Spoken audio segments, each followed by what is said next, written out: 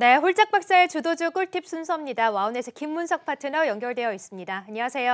네, 안녕하십니까? 네, 반갑습니다. 자, 어제 오늘 그래도 우리 시장에 조금씩 훈풍이 좀 불고 있습니다. 오늘은 어떤 이슈, 어떤 종목에 주목을 하셨을까요? 네, 자, 네. 매일 장마감 30분 전 여러분들과 함께 하고 있습니다. 자, 이번 주에 코스피가 3천을 깨고 장중 한때 2,950까지 붕괴시키는 모습이 나왔습니다만은, 자, 이 시간을 통해서 2,950 이하에서 머무는 기간은 극히 짧을 것이다. 그리고 3,000 이하에서 머무는 기간도 결코 길지 않다라는 얘기를 드리면서요. 투매는 일단은 적어도 자제하는 게 좋겠다라는 얘기를 드렸는데요. 자, 빠르게 지금 시장이 안정을 찾고 있는 것 같습니다. 자, 오늘은 삼성전자와 현대차 얘기를 좀 할까 하는데요.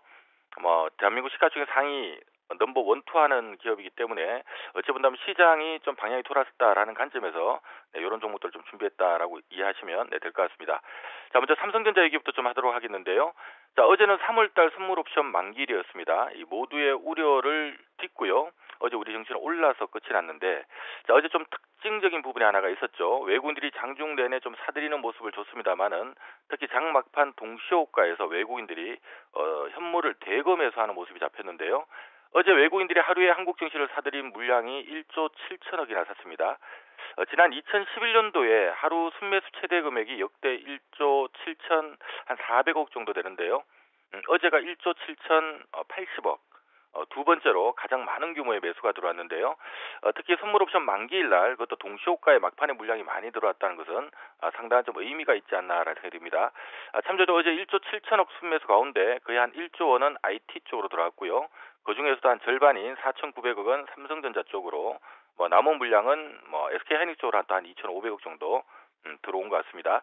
자, 중요한 부분은 최근에 우리 대한민국 증시 같은 경우는 외국인들이 선물 쪽에서 좀 매도 해치가 있었거든요.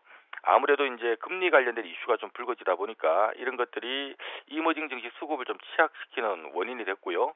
자, 외국인들 입장에서는 아무래도 일정 부분 선물을 좀 매도를 치면서 보유하고 있는 현물에 대한 해치가 좀 필요했을 겁니다. 근데 어제 만기일 날 동시호가 때 그런 부분이 상당 부분 정리되면서요.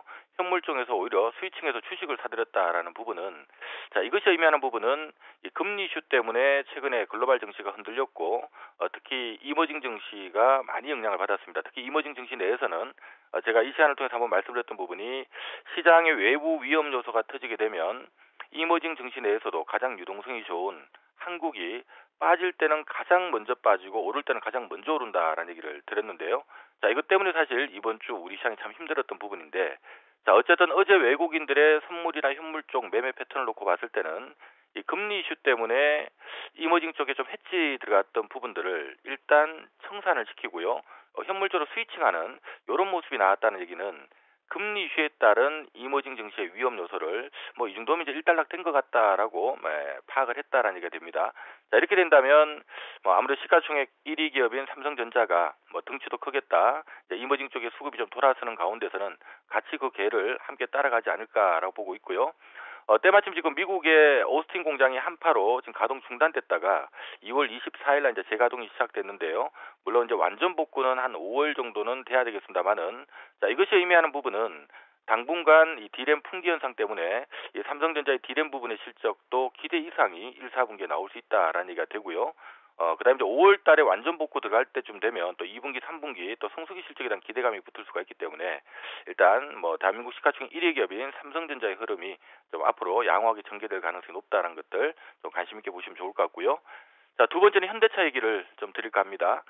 자, 미국에서 이 바이든 대통령이 우리 하나로 그 2,000조에 달하는 슈퍼 부양법에 이제 서명을 했습니다. 당연히 미국 시장 내에서는 이러한 부양에 대한 기대를 받는 기업들 중심으로 좀 강세를 보였는데요. 사실 엄밀하게 따져보면 이 국내 시장에 있는 현대차도 관련해서 수혜를 볼 수 있다라고 봐야 되겠죠. 자, 현대차 그룹의 글로벌 최대 시장은 지금 북미 쪽이고요. 아무래도 지금 현대차 그룹 입장에서는 미국이나 중국, 유럽, 자, 이쪽 시장 자체가 좀 잘 돼야 되는데, 자, 이제 어쨌든 최대 시장인 북미 시장이 최근에 부양책이 또 통과되고 하면서요. 앞으로 여러 가지 소비나 이런 것들이 좀 살아날 가능성이 높기 때문에 현대차 그룹 입장에서는 이러한 부분들도 좀 긍정적으로 봐야 될 것 같고요. 때마침 현대차 그룹이 지금 제네시스 SUV나 아이오닉 5, 또 카니발, 또 CV 같은 이런 여러 가지 이제 신차들이 지금 대거 지금 출시를 하고 있는데요. 이게 이제 올해 순차적으로 북미 시장에 진출합니다. 이런 부분들도 좀 우리 현대차 실적 추정치를 좀 끌어올리는데 요소가 되지 않을까라고 보고 있고요. 그리고 유럽 시장이 지금 현대차 그룹이 한 7%대 초반 정도의 점유율을 갖고 있는데 지금 이 GMP 기반의 어떤 현대차가 전기차를 내세워가면서 유럽 시장 점유율도 올해 상당히 좀 끌어올릴 가능성도 있고요. 문제는 이제 중국 쪽이 좀 취약하긴 합니다만은 최근에 또 미국과 중국 간에 또 고위급 회담 또 진행되고 있다라는 얘기가 지금 들리고 있는 상태라서 이러면 뭐 중국 경기도 좀 우리가 우려 사항을 좀 벗어날지 않을까 이런 재반적인 사항을 놓고 본다면 현대차도 좀 긍정적인 흐름이 기대되지 않나라는 생각이 듭니다. 자, 오늘은 뭐 대한민국을 대표하는 기업인데요. 이 반도체 쪽에 삼성전자, 자동차 쪽에 현대차 두 개 기업 관심주로 제시하도록 하겠습니다.